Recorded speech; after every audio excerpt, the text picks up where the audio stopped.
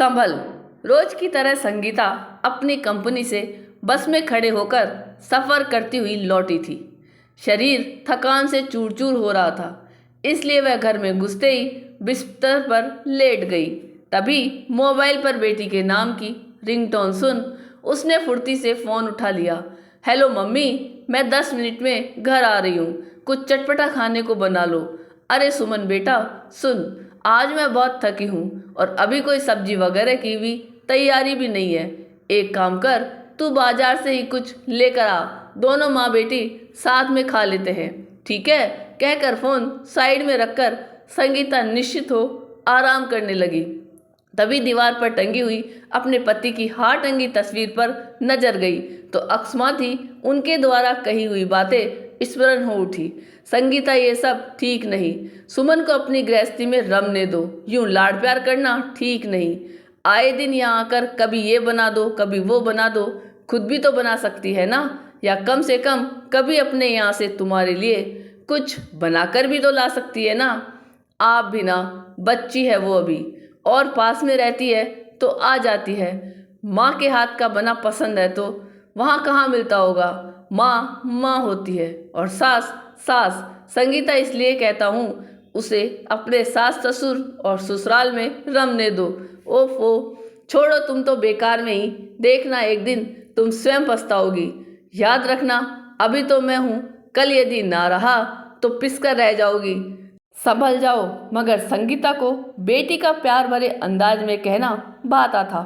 पहले पहल तो संगीता को अच्छा लगता, मगर जब कभी थकी हुई कंपनी से लौटकर आती और सुमन उसे अनदेखा कर फरमाइशें करती, कभी ये बना दो कभी वो, कभी कभी तो अपने पति के साथ डिनर आपके यहाँ करूँगी कहकर आ जाती और बिना किसी मदद के खा पी कर निकल जाती। बाद में बर्तन साफ करते हुए संगीता की कमर अक्सर जवाब दे जाती। बढ़ती उम्र में पहले कंपनी में, फिर बसों में सफ़र कर घर आकर यूं बेवजह का काम बढ़ाना, शरीर एक तय सीमा तक ही थकान झेल पाता था। आखिरकार उसने सोच ही लिया था, वह अपने पति की कई बातों का मान रखते हुए अगली बार सुमन को भी कुछ लाने को कहेगी। एक बार फिर वह अपने पति की तस्वीर देखकर बुदबुदाई, आखिर आज आपका कहा मानकर सुमन से कुछ लाने को कह ही दिया। देखना वो अभी अपनी माँ के लिए क्या कुछ नहीं लेकर आती। मगर इंतजार करते हुए 1.5 घंटे से ऊपर का समय बीत गया।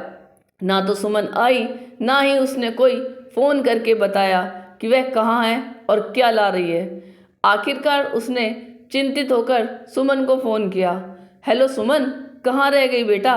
जवाब में सुमन खींचते हुए गुस्से में बोली, मम्मी जब खरीद के ही खाना था तो मैं यहीं से मंगवा कर खा लिया। अच्छा सुनो, रात को डिनर के लिए इनके साथ आती हूँ, कुछ मटर पनीर कोफ्ते वगैरह बना लेना।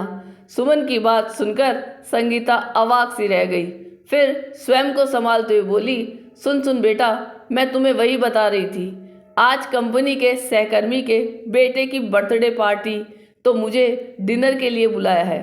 तुम किसी और दिन आ जाना, फिर कभी अच्छा कल का डिनर रख ले। नहीं बेटा, हो सकता है कल से मैं ओवरटाइम शुरू कर दूं। कंपनी रात को खाना भी देती है तो बनाने की मेहनत भी बच जाएगी। तुम्हें सामने से बता दूंगी जब मुझे समय होगा, ठीक है? अच्छा नमस्ते बेटा कहकर संगीता ने फ़ोन रख दिया और फिर से अपने पति की तस्वीर की ओर भीगी हुई पलकों को साफ करते हुए कहा, आप इतने समय से मुझे समझाते रहे, मगर मैं हमेशा आपको ही कहती ना, अच्छी बातें देर से समझ आती है। आप हमेशा मुझे संभलने को कहते थे ना, लीजिए आज मैं संभल ही गई। यह कहानी आपको कैसी लगी यह कमेंट करके ज़रूर बताइएगा। चैनल पे नए हो तो सब्सक्राइब ज़रूर कीजिएगा और वीडियो को लाइक और शेयर कीजिएगा। धन्यवाद।